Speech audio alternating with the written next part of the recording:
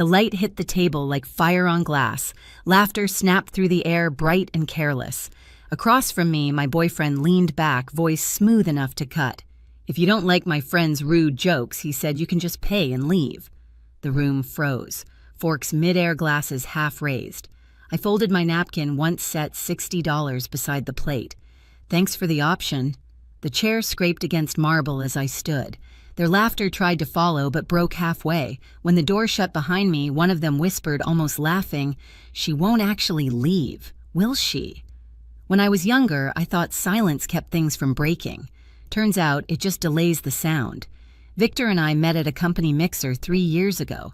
He liked to tell people we were opposites that worked. He wore crisp shirts and spoke in marketing slogans. I wore steel-toed boots and carried a lunch pail. It amused him at first, the novelty of someone who could wire a breaker box but didn't care about hashtags or pitch decks.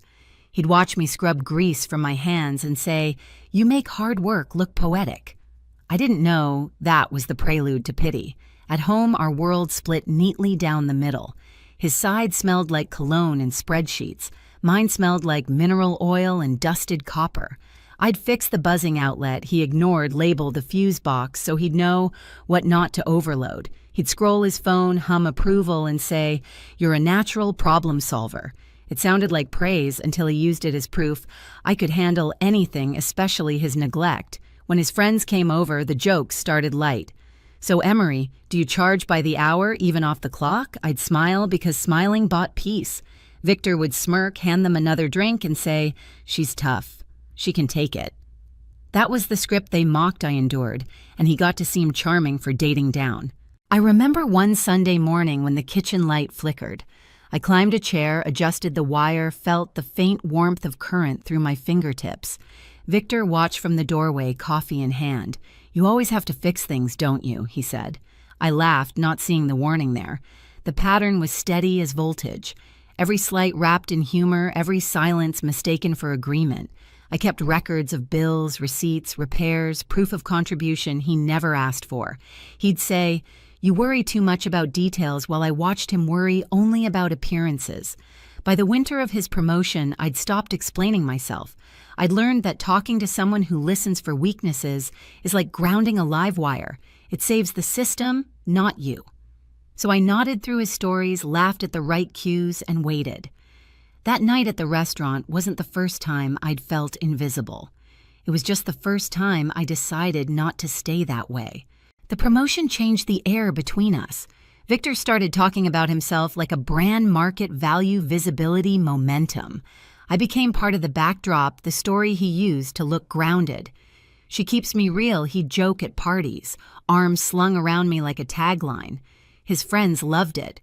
They called me the practical one, which was their polite way of saying small. Dinners with them felt like job interviews I hadn't applied for. They'd ask about my work not to know, but to measure. "So what's it like doing manual labor?" one said, sipping a drink that cost more than my toolbox. Victor laughed with them, then looked at me, waiting for me to play along. I did because I'd learned that resistance only turned into proof of their point. He began spending more evenings out networking. I'd find receipts for Champagne Valet parking dinners for 4 when I'd eaten alone. When I asked, he'd say, "These events matter for my future. You understand that, right?" I did. What I didn't understand was how my effort never seemed to count as ambition, just maintenance. One Friday, I came home to find him rehearsing a speech in the mirror. His suit jacket gleamed under the lamp. "Big night," he said. "Don't wear work clothes this time, okay?" The words landed soft but stayed sharp. I stood there still smelling like solder and steel and said nothing. That night, I scrubbed the oil from under my nails until the water ran clear. I thought about how he'd once found those hands, beautiful proof. "You build things," he said. Now they were reminders that I didn't fit his picture. He started correcting how I spoke, laughing when I said ain't or gonna. He'd introduce me to people as Emery, "She's great with her hands," then glance around to see who caught the double meaning. By then I wasn't angry. I was cataloging every dismissal, every joke, every silence. The same way I kept receipts for parts and invoices for repairs, I was collecting evidence of something breaking. When he invited me to his promotion dinner, just a small thing with the guys, I knew what kind of night it would be. The table would be bright, the laughter rehearsed, and I would sit there smiling like background noise. Only this time, I wasn't bringing patience. I was bringing an ending. The steakhouse glowed like money, soft lighting, slow jazz, everything polished to reflect itself. 6 of us at the table. Victor at the head, his friends orbiting close, their laughter slick with whiskey. I was beside him, half in the frame, half out. It started small like it always did. Matthew stirred his drink without looking up. Still working with wires, Emery. Must be nice keeping things simple. Jason added, Hey, she's good at connecting things, just not conversations. They laughed. Even Victor. Especially Victor. I smiled because that's what you do when you've already learned the cost of defending yourself. Simple work keeps the lights on, I said, cutting my steak. Steady hands, no tremor. Brandon smirked. You should tell Victor that. He's been carrying the heavy load lately. Victor didn't stop them. He just reached for his glass eyes fixed on the plate, pretending civility. The sound of the knife against porcelain was louder than any of them expected. It doesn't feel like joking, I said quietly. Jason leaned back. Oh, come on. Sensitive much? Matthew grinned. Don't make it weird. We're just teasing. Then Victor looked up, all fake calm, the kind men mistake for authority. If you don't like my friend's rude jokes, he said, you can just pay and leave. The table went still. Forks hovered midair. Someone's laugh died halfway. I folded my napkin, once placed it by my plate. Thanks for the option. My voice didn't rise. It didn't need to. I counted the bill in my head, entree wine tax tip. $60 exactly. I set the cash down, the edges crisp against linen. The air shifted. Even the waiter hesitated at the edge of the table. I pushed my chair back, metal against marble, a sound clean enough to slice the tension. Emery Victor said under his breath, still pretending control. Don't be dramatic. I stood, keys cold in my palm. I'm being precise. Brandon snorted. She'll be back. Their laughter picked up again, thin, nervous. I walked through it, past their polished shoes and false confidence. At the door, I caught a fragment, Matthew whispering, Wait, is she actually leaving? Outside the night air bit my skin. My reflection in the glass door looked like someone I hadn't met yet, still calm done. The laughter behind the glass faded into the hum of traffic. I slid into my truck, turned the key, and let the engine fill the silence. My phone lit up his name over and over. I didn't answer. Not yet. The dashboard light glowed against my hand, steady and warm like something newly wired. That was the moment I stopped being part of his story. The first few minutes after I left were quiet, almost too quiet. Then my phone began to hum on the passenger seat once, twice, again and again. Victor's name filled the screen like a system error. You're overreacting. Come back and pay for the table. You're embarrassing me. Each message colder than the one before. I drove without music, the city sliding by in reflections of red lights and wet asphalt. By the time I reached the apartment, his calls had climbed to 20. I parked, turned off the engine, and sat there long enough for the silence to grow teeth. Inside, everything looked staged for someone else's life. His cologne still in the air, the champagne glasses from last week's celebration sitting untouched. I pulled out a duffel bag and started packing. Work shirts, tools, receipts. Every item I owned had proof-attached serial numbers, invoices, names in my handwriting. Documentation wasn't just a habit, it was armor. The phone buzzed again. You invited everyone, you pay. I stared at the message until it blurred. Then I typed one line, I paid for what I ordered. Send. Maya's reply came 2 minutes later. Door code's the same. T's on. That was enough. I left the keys on the counter and walked out. Her apartment smelled like detergent and cumin, something human and alive. She opened the door before I could knock. You left. I did. Finally, she said, pressing a mug into my hands, You look calm. It's unsettling. We sat in silence, the kind that means safety.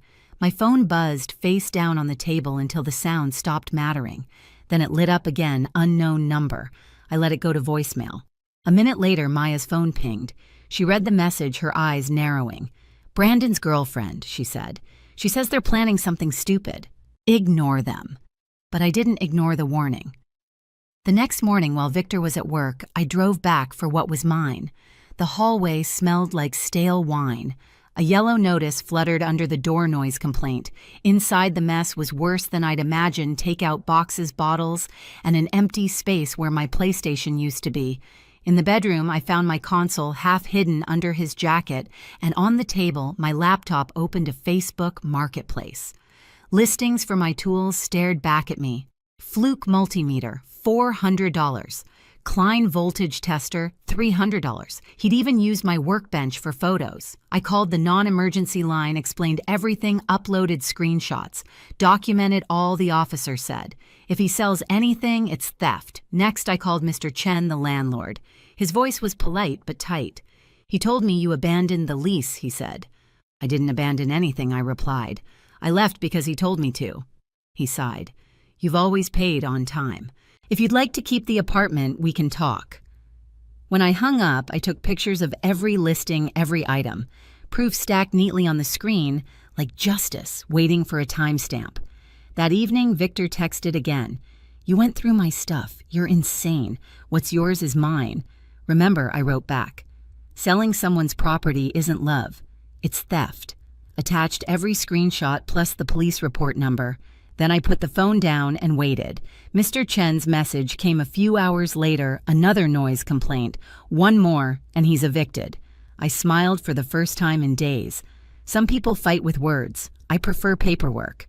Spring came early that year, soft light spilling through the blinds of a smaller, quieter apartment. I'd taken over the lease. Victor was gone. The place smelled like lemon cleaner and possibility. My tools sat in a neat row under the window tags, still on names intact. The police restitution check lay folded beside my coffee mug, modest, but proof that systems, when handled right, could speak louder than noise. Outside, my Honda waited. I'd rebuilt her piece by piece over 3 years, but she'd never looked more complete than she did that morning. Chrome catching sunlight, engine steady as a heartbeat. I turned the key. The sound wasn't loud, just clean, like clarity had a frequency. Maya leaned against her car across the lot, coffee in hand. "Feels different, doesn't it?" "Yeah," I said, adjusting the helmet strap. "Like quiet that belongs to me." The wind carried a hint of salt from the bay. I thought of the old apartment, the laughter that once filled its walls, the way it all collapsed under the weight of consequence. There was no satisfaction left in it, just relief. As I rolled out onto the open road, the world didn't feel like something I'd escaped. It felt like something I'd rewired. I used to think silence was surrender, that walking away meant giving up on something worth fixing. But silence, I learned, isn't weakness. It's wiring. You strip what's corroded, isolate the current, and reconnect only what's worth keeping. That's how circuits survive. The world still hums with noise, his name in someone else's story, their laughter echoing somewhere I don't live anymore, but none of it reaches me now. The power runs clean straight through my own hands. The Honda waits by the door, metal warm from the morning sun. I slide on my gloves, feel the leather mold to my skin. Somewhere in that quiet click of the ignition, I hear what peace actually sounds like. Not revenge, not escape. Just restoration, one wire at a time. One boundary closed, another finally alive. That's all silence ever wanted to be heard without having to explain. If you've ever had to rebuild yourself from the ruins, hit like and tell me where you're watching from.